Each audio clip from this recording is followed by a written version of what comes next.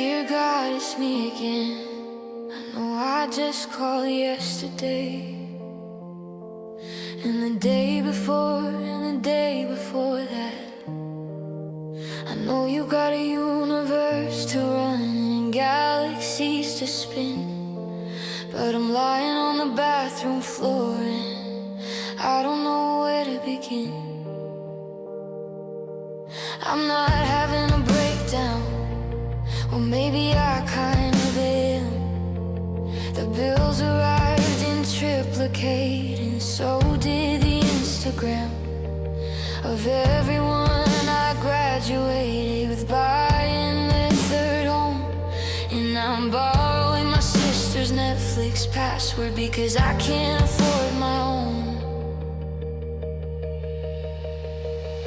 I tried the gratitude journal, but I ran out on page 2. I tried the fasting thing, but I ate a sandwich at noon, and I felt so confused. I played the worship playlist, but I cried the whole way through. Not because it moved my spirit, but because I'm overwhelmed and overdue. On everything, on rent, on joy, on being put together right.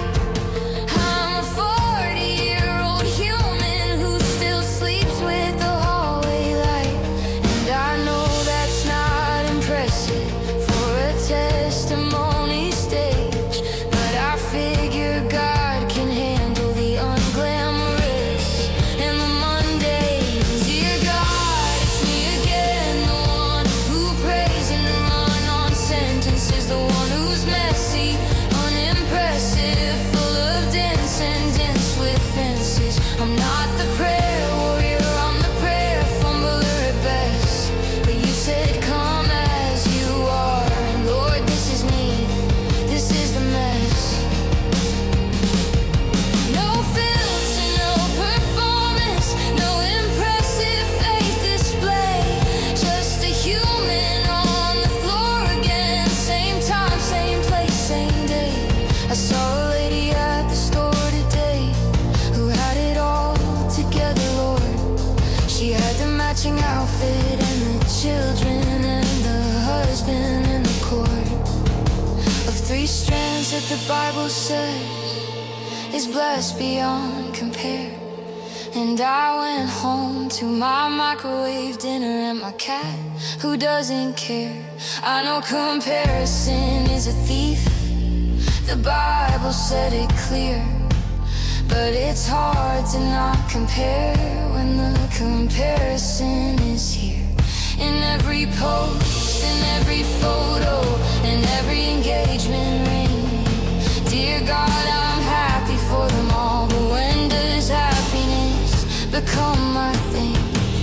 My mother calls on Sundays, and she asks me how I'm doing. I say, great mom, really blessed, and it's the gentlest way of ruining the truth that I'm not great and I'm not blessed by any standard book. I'm alive and that's an answer, but it's not the one she took. She says, are you eating? Yes. She says, are you praying? Sometimes. She says, God has someone for you, and I love her, but the lines between the promise and the present are a highway made of fog, and I'm driving with no headlights. Dear God, can you be my dog? I mean my guide, I mean my GPS, I mean my anything tonight. And somewhere in the heavens I imagine God just smiles, not at my failure, but my honesty and the beauty in the trial. He says, I'd rather have you broken on the floor calling my name than polished in the pew pretending everything is sane. He says, the mess is where I do my best work. Haven't you read? I took a fisherman who cussed and made him lead the church instead. I took a tax collector everybody hated And I gave him a new pen. I took the worst and made the best, and I'm about to do it again. Dear God, it's me again. I just wanted to say thank you, not for the mansion or the car, because those things I haven't landed through, but for the bathroom floor that holds me when I don't know where to kneel, and for the patience of a God who lets me feel the way I feel. Thank you for the sister and the password and the cat.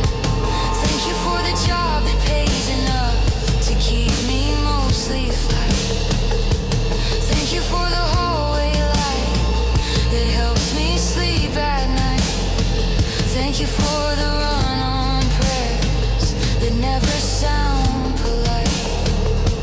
So dear God, it's me again. I'll probably call tomorrow too, and the day after, and the day after that. Because you said your door is always open, and I'm testing that today. Dear God, it's me again, and honestly, I think you like it that way.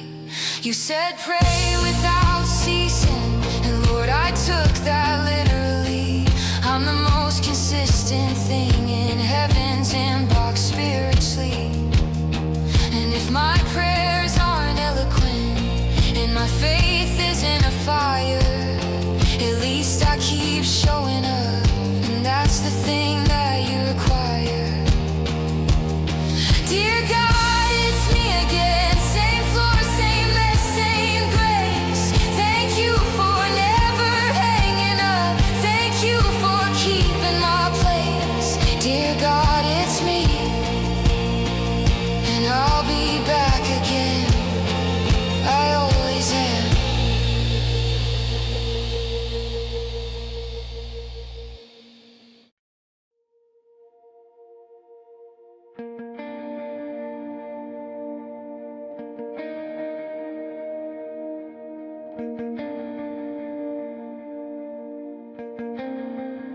The building had a steeple, and the people had a smile.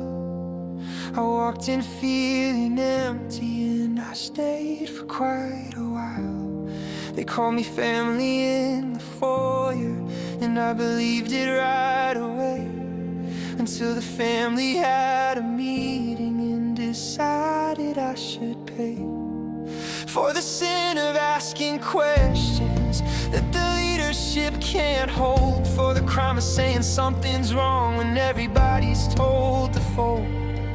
The pastor said you're out of order, the deacon said you're lost, and the people who said we love you became the ones who turned the lock. They whispered in the hallway when I walked in on Sundays. They moved my name from the volunteer list without a word or a face.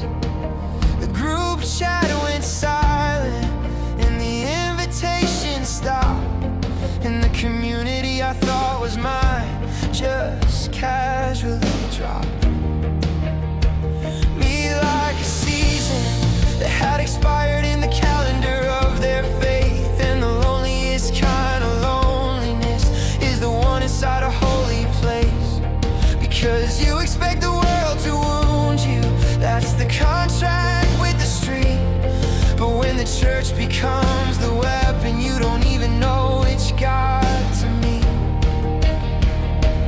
But the church that hurts you is not the God who holds you. The building and the Bible aren't the same thing. Let me show you. People fail and systems crack, and leaders lose their way. But the God inside the steeple never walked away. The steeple is just architecture, the cross is made of wood, but the God behind the symbol is still standing where he stood. They weaponized the scripture to control the ones who stay. They tithed on guilt and volunteered the vulnerable and the afraid. And when you left they called it falling, said the devil got your soul. But maybe leaving was the bravest thing you did to become whole. They said you'll never find another church like this, and they were right, because the next one didn't operate on guilt and fists. The next one didn't need your obedience to validate their throne. The next one let you ask the questions and still let you call it home. You didn't lose your faith, you lost the counterfeit of it, the version that was manufactured in the image of a hypocrite. The real God, the actual one, not the mascot of the brand, is sitting with you in the parking lot and holding your hand. He was the one who told you leave, he was the nudge inside your gut. He was the peace that came on Sunday morning when you finally stayed shut inside your house instead of going to the place that broke your trust. And God said you didn't leave me, you left what wasn't us. And he says, I know they use my name to hurt you, and it breaks my heart in two, because I never told them to do that. That was never what I drew. I drew the cross for freedom, I drew the cross for grace. And the ones who turned it into power will answer for the place they stole from you. He says the building was never the kingdom, the people were never the king. I am, and I didn't move when they moved your chair. I was sitting in the empty space where you used to sing. And I've been waiting for you to hear me outside the walls and the bells that ring. The healing takes a while, I won't pretend it's fast. The trust that church destroyed is a wound that's built to last. And some Sundays you'll drive past a steeple and your stomach will still turn. And the hymns that used to heal you now just trigger what you learned. But slowly, like the sunrise that doesn't rush the day, the God who's not a building will rebuild you in a gentle way. He'll show you what the church was meant to be before the humans bent the frame. And you'll find a table somewhere small where nobody plays the game. And maybe that table is just two people and a Bible and some tea. Maybe church looks like a living room or bench beneath a tree. Maybe worship happens when two friends are being honest in the rain. And the steeple isn't needed when the presence fills the pain. And Jesus never built a building, he walked the open air. He preached on boats and mountainsides, and people came from everywhere. The church was never brick and mortar, it was always flesh and blood. And the God who met you in the parking lot is the church that's more than good. So if the church is why you left, I understand the pain, but don't let the broken window stop you from standing in the rain of a God who's bigger than the building that did you wrong. The church that hurt you was a chapter. God is still entire song, he's still a song. The melody didn't change when they changed the rules. The God who loved you in that building loves you more outside its walls. And the faith that's growing in the wilderness is the strongest kind of root. The church that hurt you lost a man, but God never lost his fruit. He's still the song.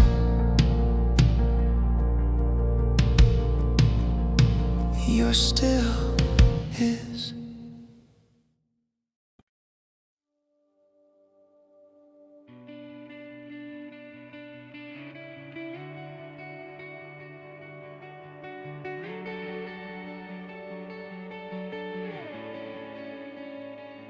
"41 years, the same commute, the same left turn at 5. The badge that had my picture from the year I was alive. with ambition and a full head of hair and a tie I couldn't tie. Now the desk is cleared, the box is packed, and my coworkers said goodbye. They gave me a watch and a sheet of cake and a card that everyone signed. And I smiled and said I'm excited, but I left a piece of me behind. Because who am I without the title on the business card I held? Who am I when Monday morning comes and there's no clock to punch no bell?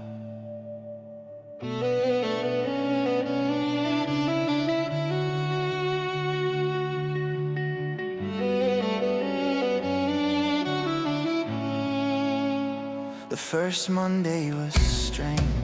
The coffee tasted wrong without the rush. The silence in the kitchen was the opposite of a hush. It was loud, the kind of loud that comes from everything you miss. The phone calls and the deadlines and the problems on the list. I checked my email 7 times before my wife said, honey, stop. You don't have to answer anybody. You don't have to reach the top. Reaching was the only exercise my soul had ever done. And resting felt like failing for a man who always won. Lord, I gave my best years to a building and a chair. And now the building doesn't need me, and the chair is someone there. So what do you do with a man who's worked since he was 17? Retire him or rewire him, show me what the next chapter means. Because the chapter isn't over just because the job is done. Lord, show me what you're writing now. I'm listening, let it come. My wife says now we'll travel, but my legs don't move as fast as my kids say now you'll rest, Dad. But I was built for making tasks. The silence of the morning without the alarm is loud. And the coffee tastes different when you're not racing through the crowd. I found my first paycheck in a box inside the shed. $87 in the feeling that the world was mine ahead. Now the world feels like it's past me and the young ones have the floor. And I'm wondering if I'm useful or if I become what came before. I drove past the building yesterday and someone else was parked in my spot. The one I parked in every day for decades, and it shouldn't have hurt a lot. But it did because that spot was mine. The building knew my name. Now the parking lot has moved on like I was never in the game. I thought retirement was a victory lap with the windows rolling down, but it feels more like a funeral for the version of myself that wore the crown. The version that was needed, the version with the plan. Now I'm standing in the kitchen, wondering who I am. But God says I never defined you by the desk you sat behind. Your value isn't in the pension or the projects you design. Moses was 80 when I sent him. Abraham was old. The greatest chapter of your life is the one you haven't told. He says Caleb asked for his mountain at 85. Sarah held her promised child when everybody said her womb had died. The Bible is a book of second acts that started when the world said quit. And the retirement from the building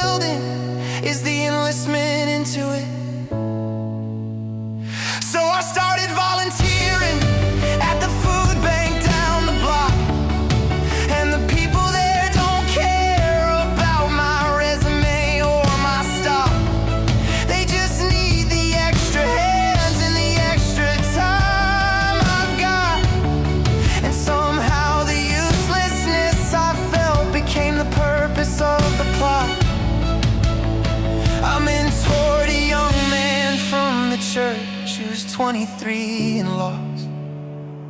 He said, you remind me of the father that I never had. And the cost of 41 years at a desk was worth it for that line alone.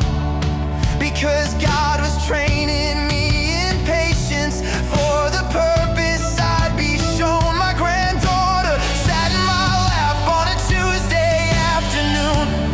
She said, Grandpa, why are you home now? Don't you have to leave soon?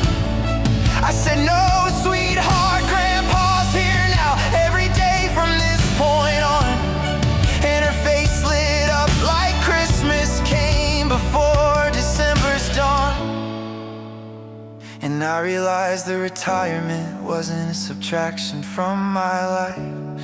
It was an addition of the moments that the job had robbed from sight. The mornings with the grandkids, the coffee with my wife, the slow and sacred ordinary of the second half of life. So to every man and woman staring at the empty desk, the silence isn't nothing, it's the space before what's next. God doesn't retire his people, he repositions them for more. The prayer after the last commute is the one that opens every door. You're not done, the best assignment just arrived. The title changed, the office moved, but the purpose is alive. You are not the desk, you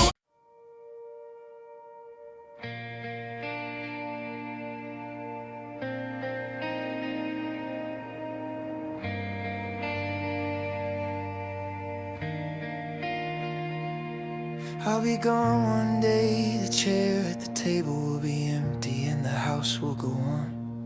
My children will divide the plates and argue over what belongs. They'll find the journals in the attic that I wrote by candlelight, and the prayers inside those pages will continue through the night. Because a prayer doesn't die when the one who prays is done. It echoes through the corridors of every daughter and every son. The words I whispered in the dark for kids who weren't yet born are already in the heavens, being shaped into a storm. I started writing prayers when I was 23 and scared. The first one was for courage because nobody else had cared. The second was for wisdom, the third was for a wife. And somewhere around the 100th prayer I started praying for a life that wasn't mine but would carry mine inside its DNA. A child who walked the earth long after I have gone away. I prayed for their first heartbreak and the friend who'd help them through. I prayed for their first failure and the faith that pulls them to the God I almost walked away from in the winter of my doubt. I pray the prayers before the problems, that's what prayer is all about. The prayer that outlived me is the legacy I leave. Not the house, not the money, not the things they won't believe. It's the 3 a.m. petitions and the tears upon the page. The prayer that outlived me will be praying through every age. Long after the funeral, long after the flowers fade. The prayer that outlived me is the monument I've made. My grandmother prayed for a family that she never got to see. 3 generations deep and every one of us is free. Not because we earned it, not because we found a way, but because a woman on her knees in 1952 decided she would pray. And her mother prayed before her and her mother's mother too. A chain of whispered warfare that the devil never knew was linking every generation to a covenant of blood. The prayer that outlived them all is still producing fruit and flood. I found my grandmother's journal underneath the that she died, and the pages smelled like lavender, and the ink was barely hiding behind the years of yellowing and the water stains of tears. But the prayers were still alive in there, like they'd been written yesterday, 9 years. She wrote my father's name before my father took his breath. She wrote, Lord, save his marriage 20 years before the test. She wrote, protect his children from the enemy's design. And every word she scribbled in that journal became a wall around my bloodline. So I'll keep praying for the grandchildren whose faces I won't know. I'll pray for marriages that haven't started, and the seeds I'll never sow. I'll pray for great-grandchildren in a century I won't see, because the prayer that outlives me is the most powerful version of me. I'll pray for the addictions that might try to steal their name. I'll pray for the depression that might whisper they're insane. I'll pray for the betrayal and the divorce that tries to creep. I'll pray for every battle that my bloodline's going to meet. And the devil doesn't know what's in this journal that I keep. He doesn't know the warfare happening while the household is asleep. He thinks the battle starts when the enemy arrives, but the battle started decades ago in the prayers that I contrived. For people I'll never meet, with last names I'll never hear. For great-great-grandchildren who live in a completely different year. And the covering I'm placing like a blanket in the sky will stretch beyond my funeral and beyond the day I die. Because Daniel prayed and the answer took 21 days to arrive. The angel said I was sent the moment that your prayer was alive, but the prince of Persia blocked the way, so even heaven has a fight. And the prayer you prayed today might land 3 generations into the night. That's the power of the prayer that outlives the one who kneels. It's a missile in the spirit realm that time cannot conceal. It travels through the centuries and detonates on cue. The prayer that outlived the grandmother is the reason I'm talking to you. My children don't know yet what I've been writing in these books. They don't know the pages hold their future in every prayer and every hook. But one day they'll find the journals like I found my grandmother's box, and they'll open up the pages and they'll feel the aftershocks of a parent who believed the words whispered in the dark could change the trajectory of a family's entire arc. And they'll cry not because I'm gone, but because I was there, in every prayer, on every page, in every whispered warfare.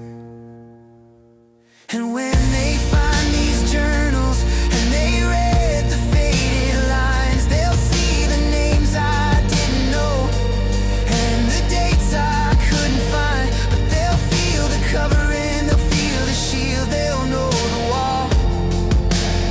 And they'll say someone prayed for me before I existed at all.